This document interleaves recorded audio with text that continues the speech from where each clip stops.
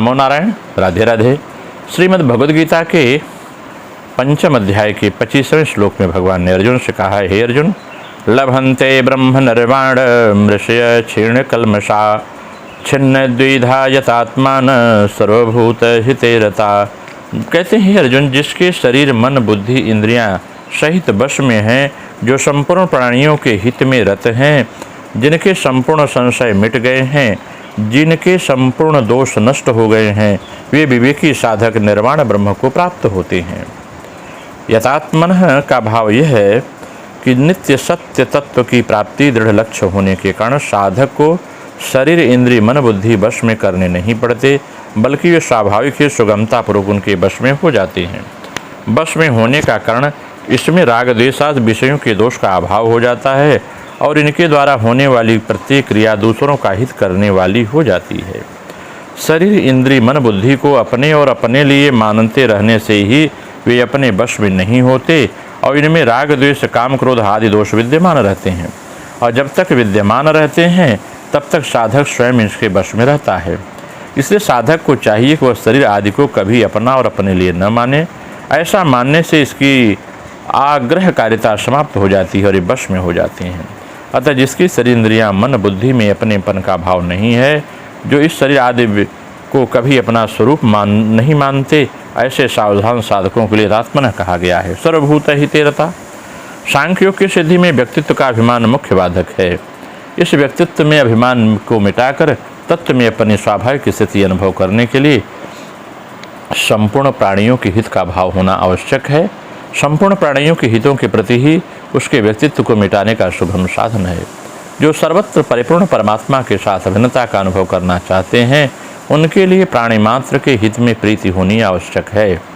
जैसे अपने कहलाने वाले शरीर में आकृति, अवयव, कार्य, नाम आदि भिन्न भिन्न होते हुए ऐसा भाव रहता है कि सभी अंगों को पराम पहुँचे, किसी भी अंग को कष्ट न हो, ऐसे ही वर्ण, आश्रम, संप्रदाय, साधन पद्धति आदि भिन्न भिन्न होते भी संपूर्ण प्राणियों के हित की स्वाभाविक रति होनी चाहिए कि सबको सुख पहुँचे, सबका हित हो, कभी किसी को किंचित मात्र भी कष्ट न हो।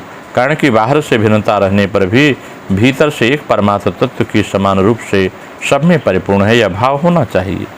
अतः प्राणी मात्र के हित में प्रीति होने से व्यक्तिगत स्वार्थ भाव सुगमता से नष्ट हो जाता है और परमात्मा तत्व के साथ अपनी अभिन्नता का अनुभव होता है। छिन्न द्विधा का भाव यह है कि जब तक तत्व प्राप्ति का एक निश्चय दृढ़ नहीं होता, तब तक अच्छे साधकों के अंतःकरण में भी कुछ न कुछ दुविधा विद्यमान रहती है। दृढ़ निश्चय होने पर साधक को अपनी अपनी साधना में कोई संशय, विकल्प, भ्रम आदि नहीं रहता और असंदिग्ध रूप से तत्परतापूर्वक आगे साधना में लग जाते हैं।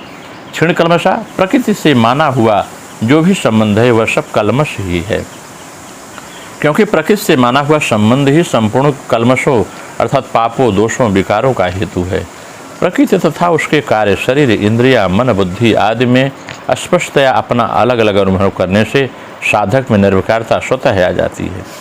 यहाँ ऋषि का अर्थ यह है कि ज्ञान, उस ज्ञान विवेक को महत्व देने वाले ऋषि कहलाते हैं। प्राचीन काल में ऋषियों ने गृहस्थ में रहते हुए भी परमात्मा तत्व को प्राप्त किया था।